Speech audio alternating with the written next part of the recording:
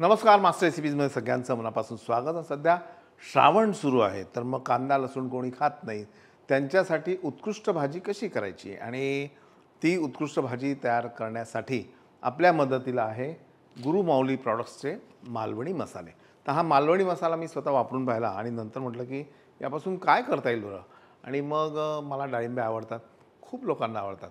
आणि ती जी खूप प्रक्रिया असते ना डाळिंब्यांची, की पहिले भिजवायच्या 4-5 तास, मग त्याला बांधून ठेवायचं, मग त्याला मोड येतात. मोड आल्यानंतर त्याला पुन्हा एक 4-5 तास थंड पाण्यामध्ये ठेवायचं, जेणेकरून टरफलं निघतात. नाही तर मग हाताने थोडंसं गरम पाण्यात टाकून सटासट करायचे. छान असे चमकदार मोत्यासारख्या डाळिंब्या तयार होतात आणि त्याला फोडणी द्यायची. एवढा सोपा प्रकार आहे. सुरू करायचं.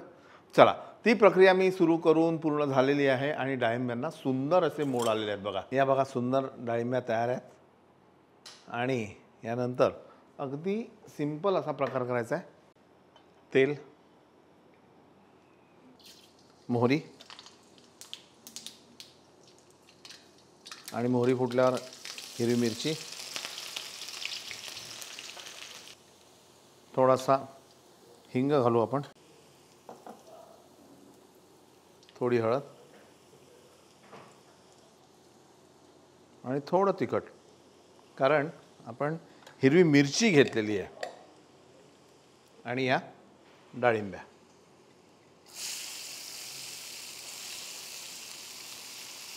यामध्ये आपल्याला काहीही घालायचं नाही दुसरं, फक्त गुरुमाऊलीचा मालवणी मसाला.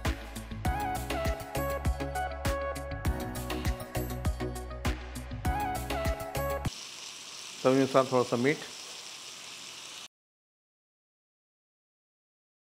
आणि गुरुमाऊलीचा हा मालवणी मसाला आपण घेतो आहे. छान आहे, म्हणजे मला प्रॉडक्ट आवडलं. याच्या आधीचाही आपण एक मसाला वापरला, गोडा मसाला, त्यालासुद्धा छान प्रतिसाद मिळाला.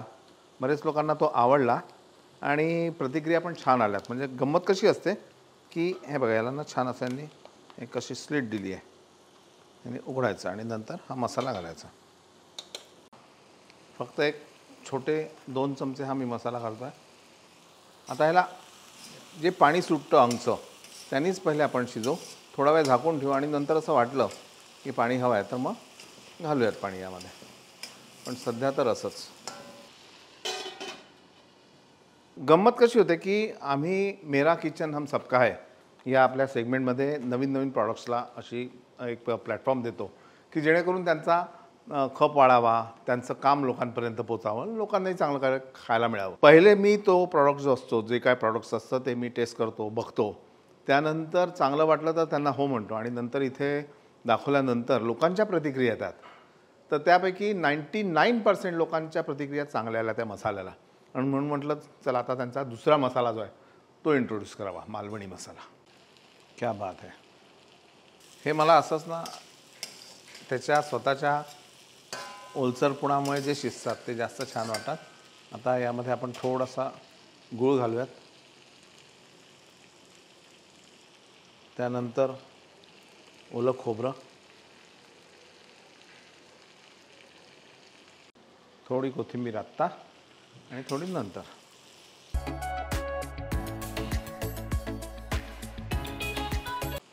आणि अगदी थोडं चमचाभर पाणी. हे जे काय आपण घातलं एकदा ते सगळं व्यवस्थित मिसळून यायला हवं. याला एक 5 मिनटं आपण अजून शिजवून घेऊ. आता याला खायचं कशाबरोबर हा प्रश्न आला असेल ना. मला खरं सांगू, मला तर तशाच आवडतात. कधी कधी मी याला ब्रेडबरोबर गुंडाळूनसुद्धा खातो. आणि आमच्या घरी धिरडं असतं की नाही, धिरडं म्हणजे कणकीचं जे बनवतात, आंबोळ्या नव्हे, आंबोळीबरोबरही छान लागतं. नीरडोसा, आंबोळी या प्रकाराबरोबर छान लागतं. पण आम्ही मात्र धिरड्याबरोबर खातो. सर्विंगची तयारी करू. छान व्यवस्थित शिजलं आहे. यामध्ये मी मागाशी म्हटल्याप्रमाणे पुन्हा थोडीशी आपण कोथिंबीर घालू आणि सर्व करू.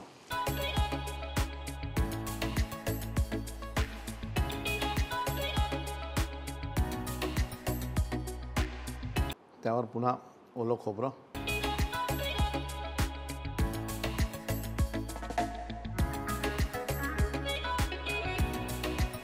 तर अतिशय उत्तम असा प्रकार झालेला आहे.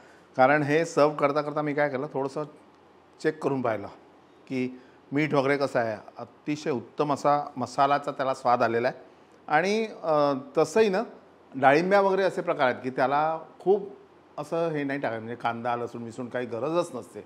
हा नुसता आपण एक मालवणी मसाला घातला, ओलं खोबरं घातलं, दॅट्स इट. आणि हिंग होता आपला जोडीला.